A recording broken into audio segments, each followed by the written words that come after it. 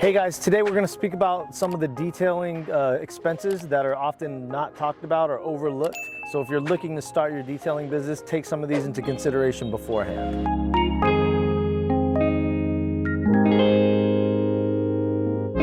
Roughly, how much do you try making a day?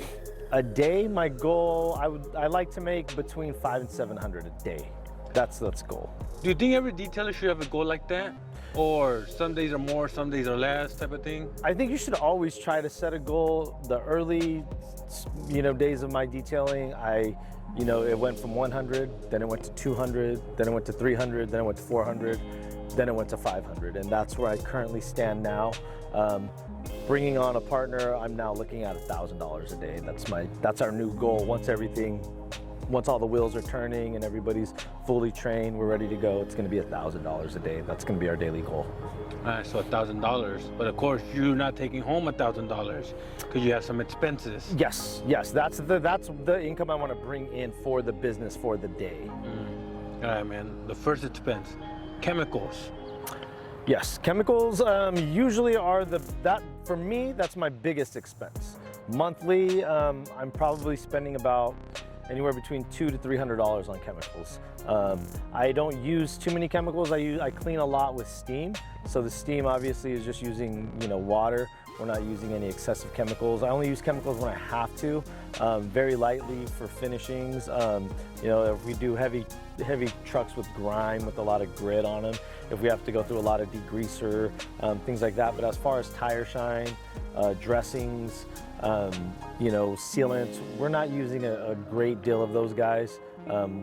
Most of my maintenance vehicles, I put a coating on of some sort, usually a spray coating, something that's economical. I'm not gonna break my bank and spend a lot of time getting these cars, making them easier to maintenance, but I do things, to make it easier on us when we do have to service the vehicles. And you say you buy chemicals once a month? Generally, yes, as needed, and that's usually about a month and a half, sometimes 2 months, depending on what type of work I'm doing. How much are you investing on chemicals? Chemical purchases are anywhere between $150 to $300, depending on what it is that I need to buy. All right, and you said another thing that saves you money is having good techniques. Yes. What do you mean by that? Having good technique, understanding how to break up certain stains, knowing if it's a tannin stain, a protein stain, what enzyme treatments to use on it. Do you need to shampoo? Do you need to extract? Can you get this out just with a simple brush? Most of the processes, if you have good technique, you don't need expensive tools. Most of the time I'm not pulling out my tools unless I need to. That's when it really helps me. But if I don't need to, most of the time I can get stains off with my hands. I'm not having to extract constantly or pull out my steamer all the time. All right, man. So chemicals, good technique. Now let's talk about the gas, man. Because you're mobile, you're driving. How much does it cost to fill up your gas tank? To fill my gas tank is about anywhere between $40 to $45.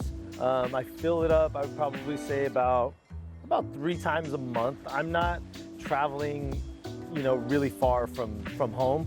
When I work, I'm probably within, 10 miles, I would say, 10, 15 miles radius. Every once in a while I'll go out further, but I do charge a travel fee if it's outside of 25 miles. I charge a $20 fee based on how far out we are. Sometimes it's more. If there's a bridge toll, anything like that. So you're located in Manteca, California. Yes. Have you ever went to Sacramento or the Bay Area to detail, or is that too far? Yeah, no, I still have clients in the Bay Area. I have a few Porsche enthusiasts and club members that I service out there in the Bay Area: Berkeley, Castro Valley, Atherton, Marin.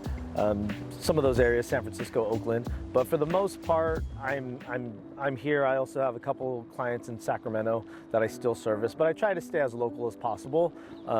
But yeah, I'll go anywhere where the clientele needs me. If I have a rapport with the client, I'll make exceptions and travel outward for them. All right, man. So now let's talk about the business stuff. You have business insurance. You also have car insurance, of course. Yes. How much are you spending on that? My business insurance is tied in with my fleet insurance. I have 2 work vehicles. I have the Baja that I previously drove. That's a work vehicle still now. And then the van. So those both on insurance, I want to say it's about 145, I want to say, combined together, because it's under a fleet umbrella insurance. And then I have the business insurance by itself. So if, any kind of liability insurance, so if I were to damage a vehicle, if I were to wreck a vehicle, anything like that, that's going to cover me. If I were to polish through paint, too far, which I've never had to do, but if there's, if I did have to make a claim, then they cover me up to like $1 million.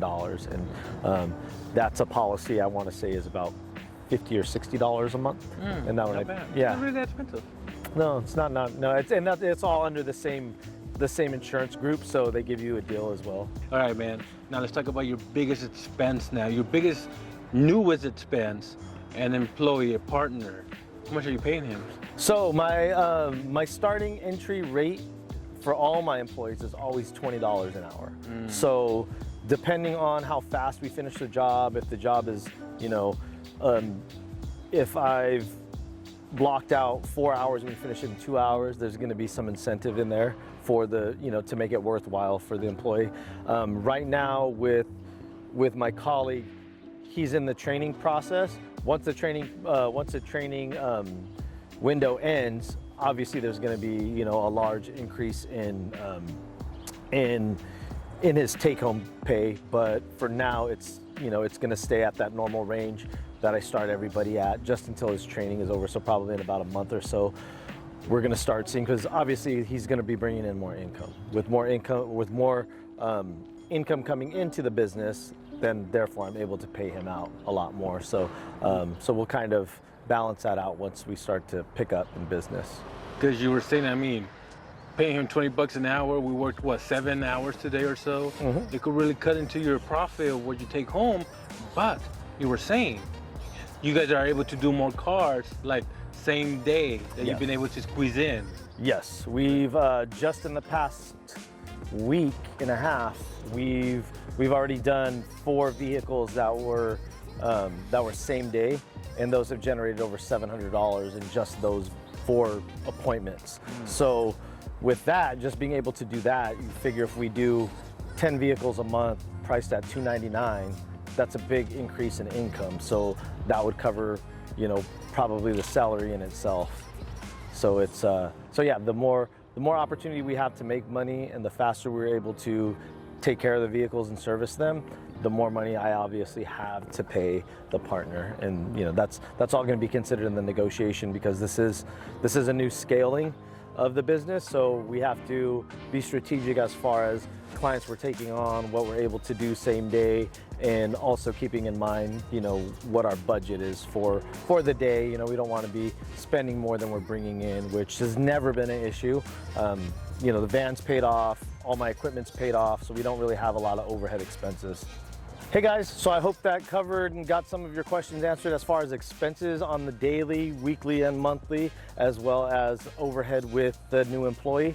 If there's any other questions that you have, go ahead, drop them down in the comments. Also, if you need any one-on-one coaching, any additional questions on anything business related, go ahead and click the link below in the description. So if you like this video, don't be afraid to hit the like button, subscribe, and please share.